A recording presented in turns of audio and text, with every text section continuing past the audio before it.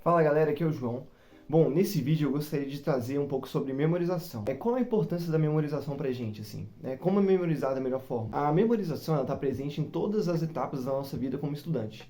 E não tem como a gente falar de um processo de aprendizado eficiente e verdadeiro sem a gente falar sobre memorização de alguma parte ali, das partes mais importantes ali daquela matéria ou daquele conteúdo. A memorização em si não é um simples decorar, mas sim ter a confirmação de que aquele conteúdo, aquilo que você estudou, aquele assunto está esquematizado na sua cabeça. Isso faz com que você tenha cada vez mais confiança em falar sobre aquele tema, em discutir questões sobre aquele tema. Você perde o medo de resolver, por exemplo, uma lista ali aleatória de questões sobre aquele tema, por exemplo, eletromagnetismo. Se você tem as principais fórmulas do eletromagnetismo memorizadas, se você sabe ali os princípios do eletromagnetismo, você ao pegar uma lista ali de 15 questões, por exemplo, de eletromagnetismo, você não vai ter medo, aquele receio de resolver elas, você vai encarando como um desafio. Por quê? Porque você já tem a convicção de que a maior parte daquele conteúdo, das partes mais importantes daquele conteúdo, estão esquematizadas, amarradas na sua mente.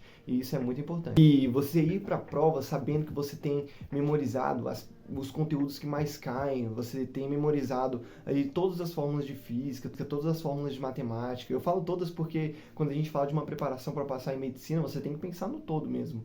E isso pode até ser um pouco assim, disfuncional, até um pouco assim, ruim de ser falado, mas é a realidade, sabe? Você tem que ir preparado para tudo ali. Lógico que tem alguns conteúdos que a gente acaba indo um pouco mais fraco, mas a gente tem que, quando a gente fala de memorização, a gente pensa exatamente em garantir que a gente vai lembrar de tudo. Tá, e como memorizar de verdade? Como realmente garantir que você vai estar fazendo tudo o que é possível para você estar memorizando ali, para você estar esquematizando aquele conteúdo na sua cabeça, para você ter certeza que não vai esquecer na hora da prova, quando você estiver nervoso, quando você estiver ansioso, mesmo nessas situações mais terríveis assim, como é que você pode garantir que você não vai esquecer aquilo?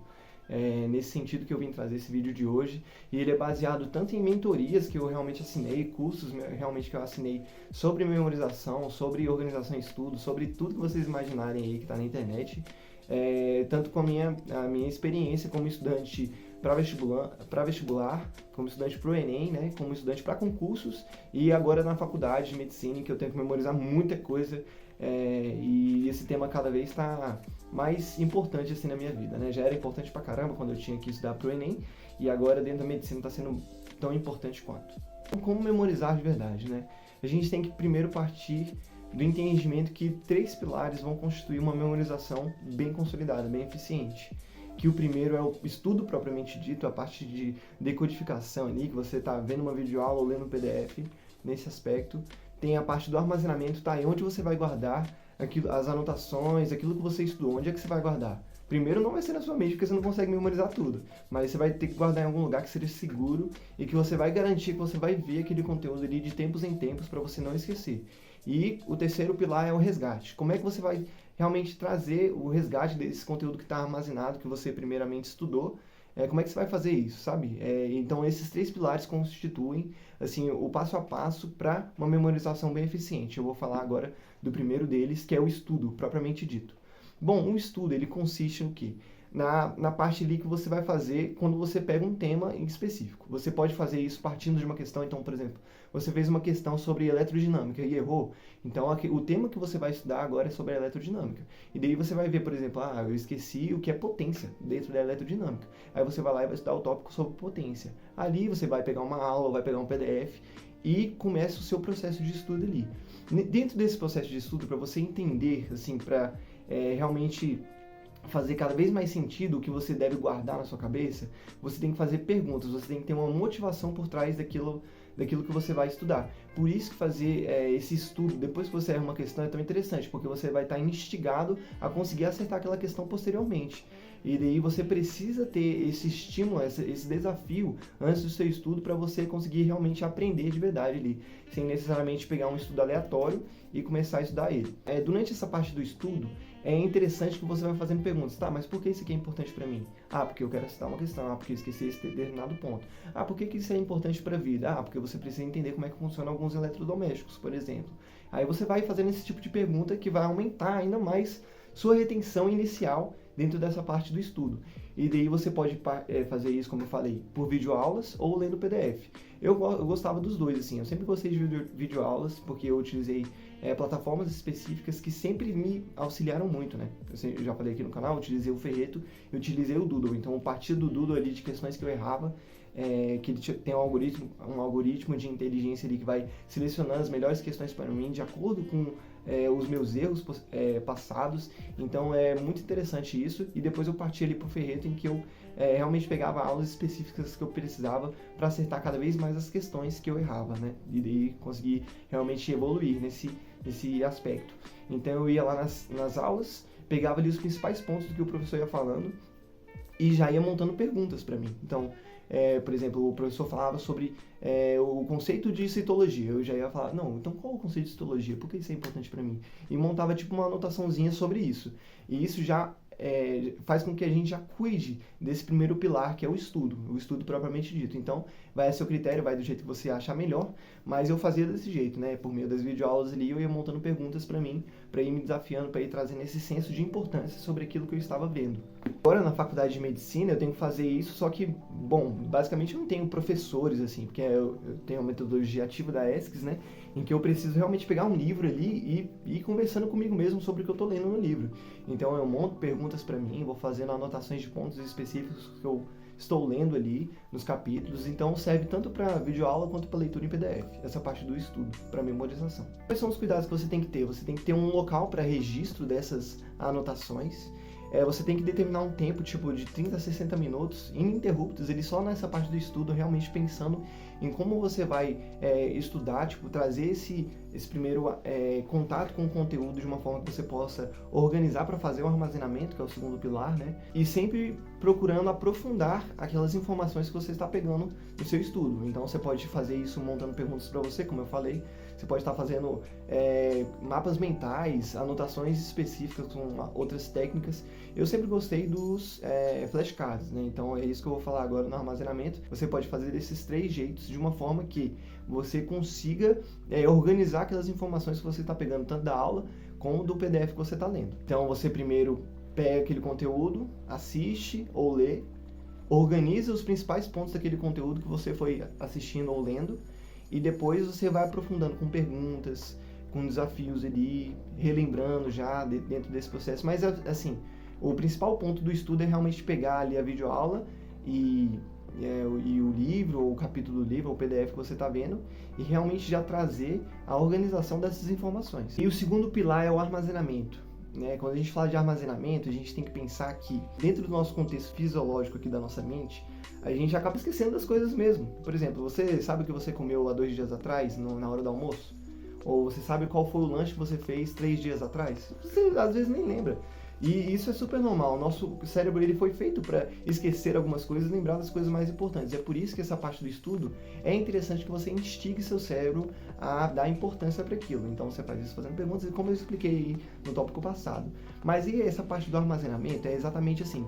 Aonde é que você vai guardar as informações que você organizou, as perguntas que você criou para si mesmo? Onde é que você vai fazer isso?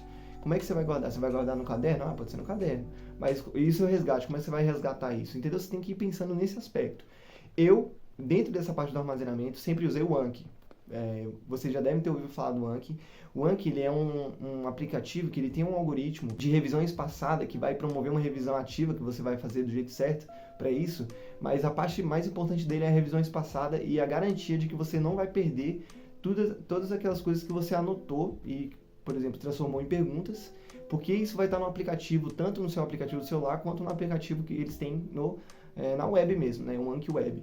E isso é muito importante, por quê? Porque você tira o peso de, por exemplo, ter as coisas no seu caderno, que você pode até gostar, e você vai deixar em uma nuvem específica, sabe? Vai colocar em um sistema que é, assim, completamente seguro. Milhares, assim, de estudantes usam o Anki todos os dias para estar realmente estudando ali essa parte da memorização, né, uma parte muito importante do estudo. Então, como armazenamento, eu sempre utilizei o Anki. Então, eu ia lá para as aulas, fazia meu estudo, organizava as informações que eu peguei ali do estudo, da videoaula que eu assistia, ia para o Anki, criava perguntas sobre aquela videoaula, sobre coisas que eu anotei, as informações que eu tive daquela videoaula, e deixava ali no Anki, porque eu sabia que o Anki ele ia guardar aquelas informações para mim, eu sabia que o Anki em determinado momento ia me trazer de volta aquelas perguntas.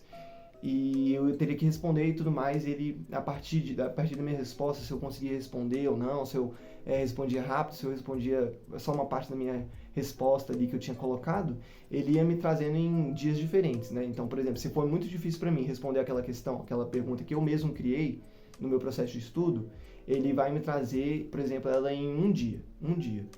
Mas isso foi muito fácil para mim, se eu lembrei de tudo aquilo que eu coloquei como resposta daquela pergunta, ele vai me trazer daqui 5 dias. Ele faz tipo, esse cálculo em que ele vai promover essa revisão espaçada. Não, se está muito fácil para você, então você vai ver daqui a um tempo, que esse espaço de tempo até você ver, você pode esquecer alguma coisa e pode se tornar um pouco mais difícil. Ah não, se já está difícil agora, então você tem que ver isso mais vezes, com maior frequência, para você não esquecer esse flashcard que é importante. Então, eu já acabei falando aqui a parte do resgate já, que consiste em você lembrar daquilo que você estudou partindo de um ponto específico da sua anotação ou das perguntas. Como eu falei, eu usava os flashcards, então as perguntas já eram os meus pontos ganchos assim, para eu lembrar do conteúdo, entendeu? Então, por exemplo, eu colocava ali, qual a principal função da mitocôndria? E daí mitocôndria, então, pô, eu já lembro que é uma organela, eu já lembro que está relacionada a ATP, aí eu já lembro de respiração celular, DNA mitocondrial da minha mãe, não sei o que, já vou lembrando sobre várias coisas que eu deixo anotado ali, que eu peguei na aula. Mas aí, o resgate ele foi feito a partir dessa pergunta, isso é muito legal. Mas você pode também fazer, algumas pessoas que gostam, por exemplo, de mapas mentais. Então ela pega um mapa mental ali, deixa ali e, por exemplo, vê uma parte do mapa mental dela.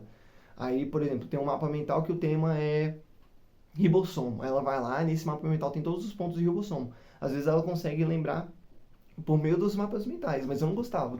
Eu gostava das perguntas que eu fazia nos flashcards, entendeu? Essa parte do resgate, ela pode ser tanto pelos flashcards, por perguntas, pelos mapas mentais, quanto também pelas questões que você vai fazer relacionadas àquele tema, né? Mas aí questões eu colocava em outra parte do meu estudo, que está relacionado também ao resgate, porque eu vou resgatar as informações se eu conseguir responder aquelas questões. Mas eu colocava mais como uma parte de aplicação do meu conhecimento, não necessariamente da minha memorização sobre o conteúdo, né? Porque muitas vezes a gente tem um conteúdo específico para memorizar, mas não necessariamente tem uma questão que vai cobrar ele, de certa forma, né? Então acaba tendo esse cuidado, né? De deixar as questões como outra atividade, não necessariamente relacionada à minha memorização. Mas assim, quando eu garantia que a minha memorização estava boa sobre aquele determinado assunto, levando em consideração esses pilares, consequentemente as questões acabavam ficando mais fáceis. Principalmente as questões que envolvem, por exemplo, conceitos na biologia, envolvem, por exemplo, datas específicas de história, né? Quando envolve a parte da geografia, da filosofia, que são muito importantes. E quando fala de fórmulas para matemática e física, por exemplo, algumas coisas de química também, a memorização, pessoal, ela é indispensável, sério. Você precisa ter tudo isso memorizado para fazer uma prova realmente tranquila, sabe? Então imagina, agora eu já vou finalizar o vídeo, mas imagina se você chega no Enem agora, nesse ano, com a certeza de que você tem tudo memorizado, sabe? Isso com certeza vai transformar a forma como você vai lidar com a prova, como você vai lidar com o seu nervosismo e como você vai realmente aproveitar ali aquele momento, podendo dar espaço até para outras coisas, dar espaço para a aplicação das questões, estratégias de prova, tudo mais. Inclusive, a memorização também é ótima para memorizar repertórios, né? Quando você fala de repertórios para redação, a memorização está completamente interligada a isso. Então é esse o vídeo de hoje, espero que vocês tenham gostado. Se vocês tiverem alguma dúvida, pode mandar aí nos comentários aqui desse vídeo que eu vou responder. Eu respondo todos, dou curtir em todos. E eu gosto muito do que eu faço aqui e espero que vocês aproveitem. No futuro eu vou fazer mais vídeos sobre isso. Espero que vocês tenham gostado desse vídeo. É um vídeo muito simples, mas que tem um conteúdo de muito valor. Tá bom? Então é isso, pessoal. Valeu, até mais.